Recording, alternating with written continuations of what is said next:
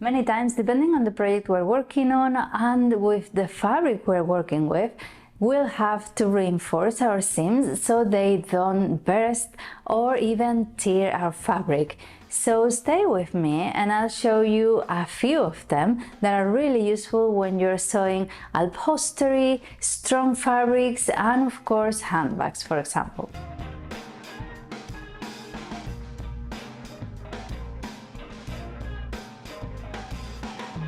It's always good to learn something new, and sometimes we know stuff but we haven't done it for a while and we forget we knew it. So if you like this kind of content, consider subscribing because I upload twice a week, and that way you don't miss anything, because we do everything here.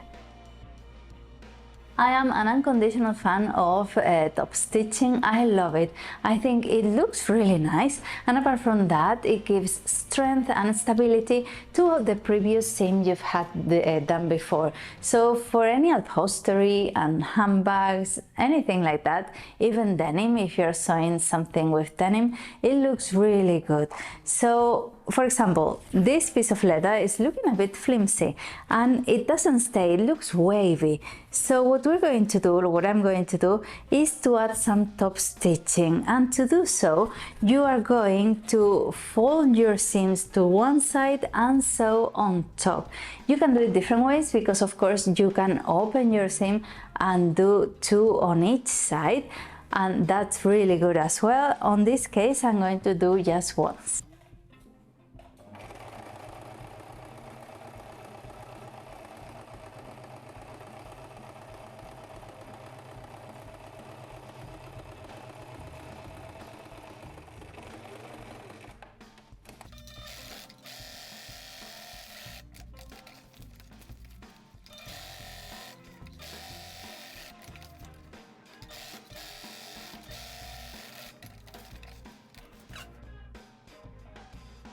One type of seam you can sew for reinforcement is the zigzag stitch. It is usually sewn for stretchy fabrics because it can stretch quite easily, but I use it a lot for all these broken pieces I need to mend, because you sew both sides and it's really strong. So for example, on this case I'm going to use it as top stitching. I'm going to open my seam and top stitch there, but with the zigzag, which is going to be really strong.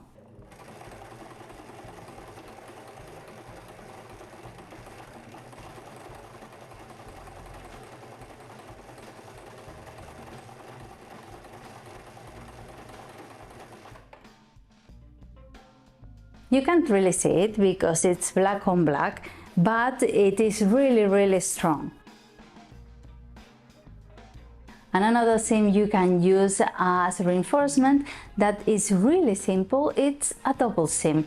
Just make a second seam parallel to the first one you did, and that way all the strength is not on one seam but on two. For example, on this case I made it on this faux leather because it's quite difficult to fold twice to make a double seam on a faux leather fabric. So I made just a simple one, folded once, and then did the two seams, which is really strong.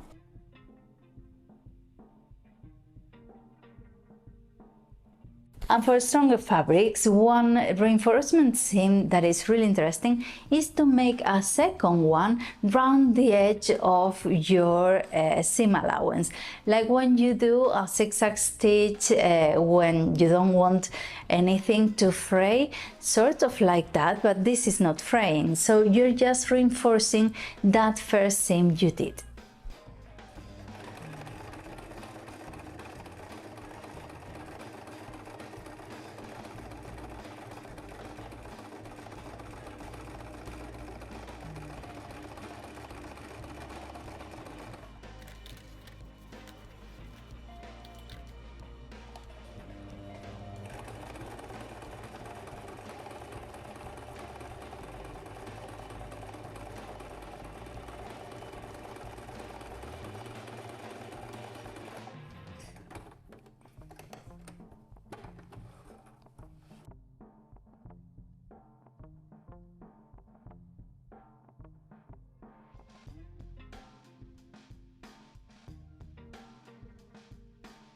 And when you're sewing ribbons and straps, one way to make sure that it's not going anywhere is to open your first seam once you join it together and then start sewing like there's no tomorrow. You can start sewing with a zigzag stitch, making sure the sides are flat, and then in between the two of them zigzag stitch it so it doesn't go anywhere. This is so strong to hold your weight or your bag that it's amazing.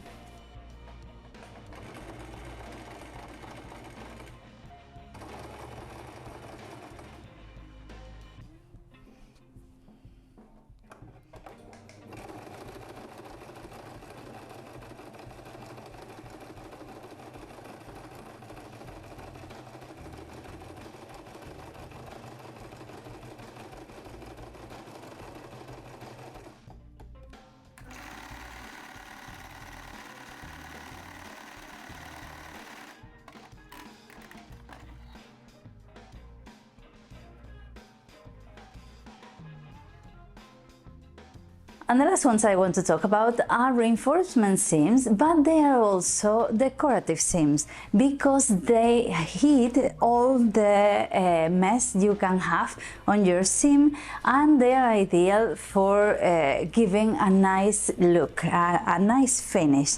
For example, French seams. French seams are ideal if you have thin materials and if you want that luxury finish. And I did it last year with this bias the skirt. They were really fashionable. I love the color. I've worn it loads and it's really nice. If you have a look on the inside, you cannot see anything because you sandwich your seam inside.